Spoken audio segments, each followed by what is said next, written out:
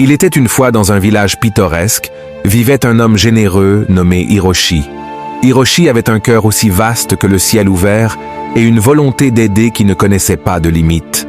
Il était connu dans tout le village pour ses actes de gentillesse, que ce soit en prêtant main forte à ses voisins ou en offrant un abri aux voyageurs de passage. Un soir d'hiver glacial, alors qu'Hiroshi sirotait du thé près de sa cheminée chaleureuse, un étranger frissonnant frappa à sa porte. L'étranger s'appelait Jean et semblait avoir désespérément besoin d'aide. Sans hésitation, Hiroshi invita Jean à l'intérieur, lui offrant des couvertures chaudes, du thé chaud et un copieux repas. Au fil des jours, Jean se sentit à l'aise chez Hiroshi. Il appréciait l'hospitalité d'Hiroshi, se délectant de délicieux repas et se prélassant près du feu. Cependant, au lieu de montrer de la gratitude, l'attitude de Jean commença à changer. Il s'attendait à ce qu'Hiroshi réponde à tous ses caprices et besoins, et il considérait la générosité d'Hiroshi comme acquise. Les semaines se transformèrent en mois, et Jean ne montra aucun signe de départ. Hiroshi, toujours l'âme compatissante, trouva difficile de demander à Jean de partir, craignant qu'il ne soit dans le besoin. Il commença à se sentir comme un invité chez lui, car Jean s'appropriait son espace et faisait des demandes sans hésitation. Un jour, Hiroshi décida qu'il était temps d'aborder le sujet avec précaution. Il dit « Jean, je suis reconnaissant pour le temps que nous avons passé ensemble, mais je crois qu'il est temps pour toi de partir et de poursuivre ton voyage. » La réponse de Jean fut surprenante.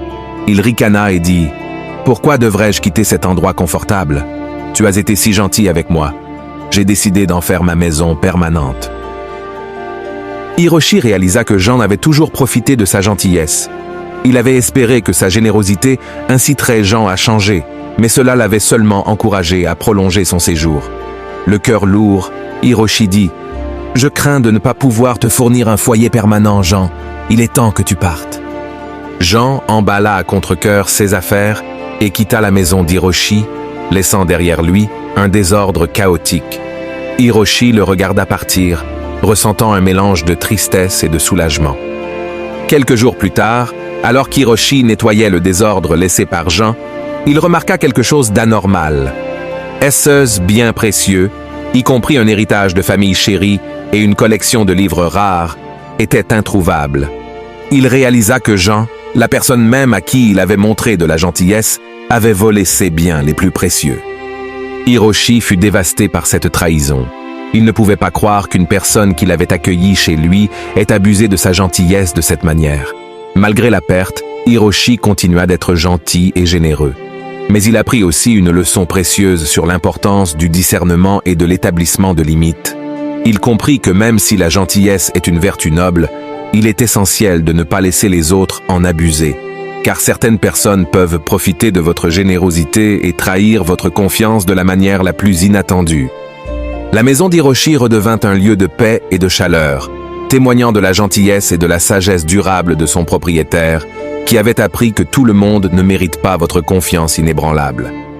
La morale de l'histoire est que même si la gentillesse est une belle vertu, il est essentiel d'établir des limites et de ne pas permettre aux autres de profiter de votre générosité. Certains ne reconnaîtront peut-être jamais la valeur de votre gentillesse et pourraient même trahir votre confiance de manière inattendue. Ceci est sagesse de l'esprit. N'oubliez pas de liker la vidéo et de vous abonner. Restez bénis.